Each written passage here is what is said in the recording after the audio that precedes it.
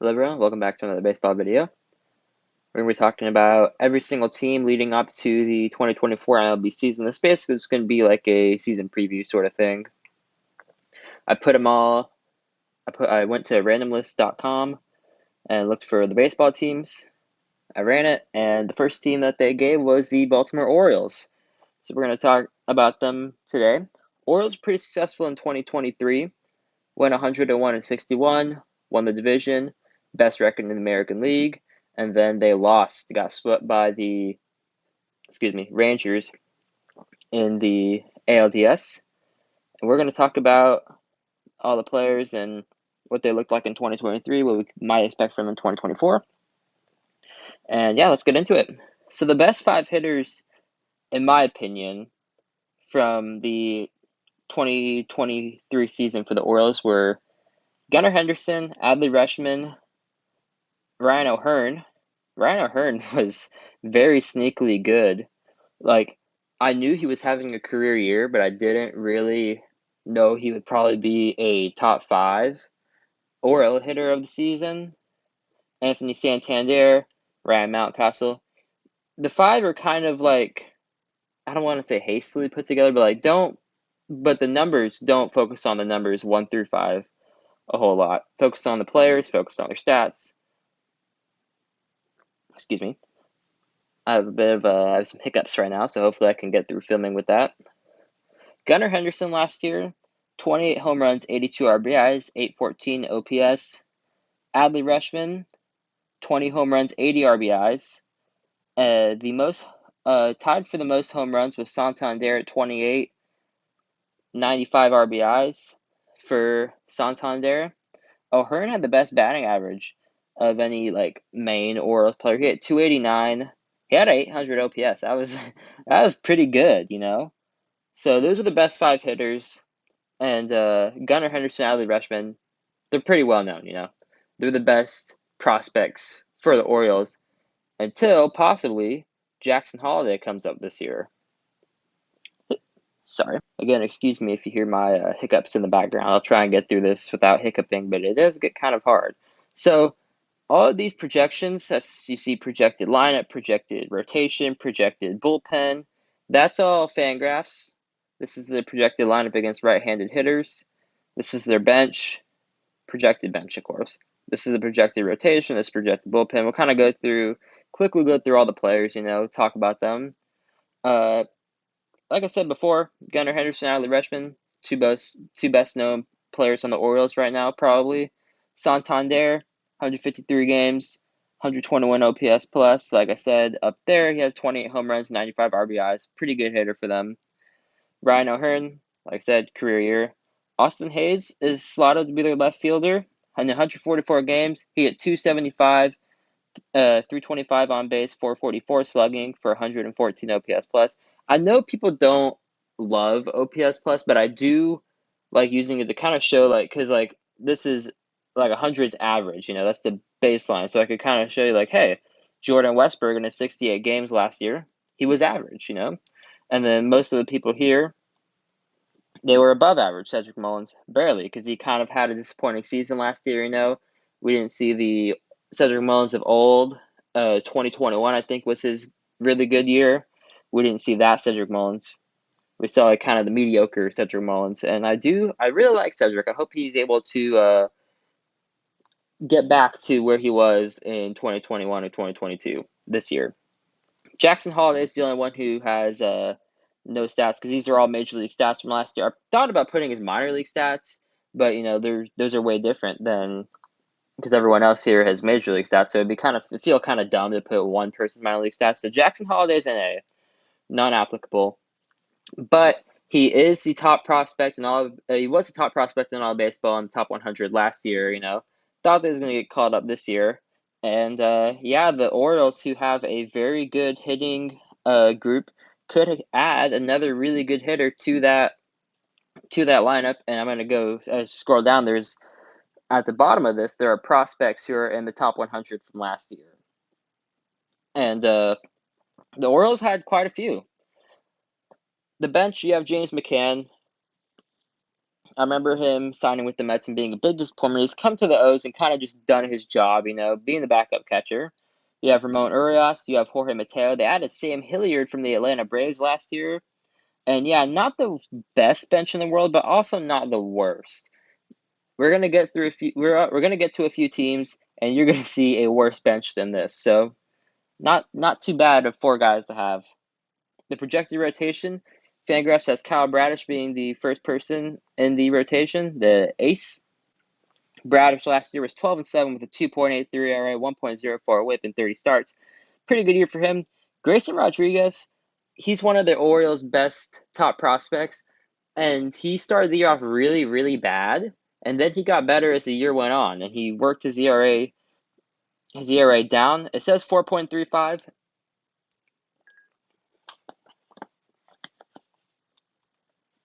Sorry, Siri went off. Siri on my iPad went off automatically. It says 4.35, but at the near the end of the season, he as the season went on, he got better, is the point. Started off really bad. Started off pretty disappointing, but you definitely saw why he was considered a top prospect and why he was considered such a good pitching prospect as the season went on. John Means, I remember when this guy was the what felt like the only good Orioles pitcher. Um, Last year he went 1-2 with a 2.66 ERA, 0.71 WHIP. He only started 4 games, still recovering from injuries. He's slotted to be their third starter. They have Dean Kremer as the fourth starter and Cole Irvin as the fifth starter. We're going to go to their bullpen. LR, I don't know if, depending on how many people have read Fangraphs, LR is long reliever. Their long reliever, is projected to be Mike Baumann, 10-1, 3.76 ERA, 1.31 WHIP last year. These are all stats from last year. They had four middle relievers: Sionel Perez, Jacob Webb, DL Hall, and Tyler Wells. Perez 4-2, 3.54 ERA, 1.55 WHIP. Jacob Webb, no record, 3.27 ERA, 1.18 WHIP in 25 games. DL Hall 3-0, 19 in a third inning, 3.26 ERA, 1.19 WHIP, almost the same ERA and WHIP as Jacob Webb. In 18 games played, he was another one of the guys that people really liked from the Orioles. And I mean, I don't think it was bad last year per se, but I also think he could be better based off of all you're hearing from him. And then Tyler Wells is the last middle reliever, projected 7-6, 3.64 ERA, 0.96 WHIP. He was mainly a starter last year. He started 20 games, 5 relief appearances, but he's slotted to be the fourth main reliever. Again, at least according to Fangraphs. The setup, seventh inning guy is going to be Danny Colombe. I'll learn how to pronounce his name. I'll learn how to pronounce a lot of people's names, but I think it's Colombe. I hope so. Anyways, Danny, I'll call him Danny for this video. Danny went 5-3 with a 2.81 ERA, 1.11 WHIP, 61 games played this year. Games pitched in, I guess. Games played. It's kind of a weird way to say it. The setup eighth inning guy is Yanier Cano, 4-2, 2.11 ERA, 1.01 WHIP. He is I think I'd call him the best reliever in the bullpen for the Orioles this year because, as we're going to see down there, Felix Bautista's Tommy John surgery is going to be out for the season. That's a big hit for the Orioles. So they decided to go out and sign Craig Kimbrell. Now you can see the orange here. Sam Hilliard's red because he came from the Braves. I know the Phillies technically aren't. They're not technically not pink. They aren't a pink. Their colors aren't pink. But I try and separate all the teams as good as possible, and Philly just happen to be pink. Pink's a cool color. I wouldn't be insulted if my team was pink on here. But anyways, Craig Kimbrell's probably going to be their closer this year. He was 8-6 in 69 innings pitched, 3.26 ERA, 1.04 WHIP in 71 games. He went 23 of 28 from saves. Kimbrell's getting older. He was really good in his prime, but we have seen some issues in the past few years. Especially that one game in the NLCS for the Phillies where he got 3 runs.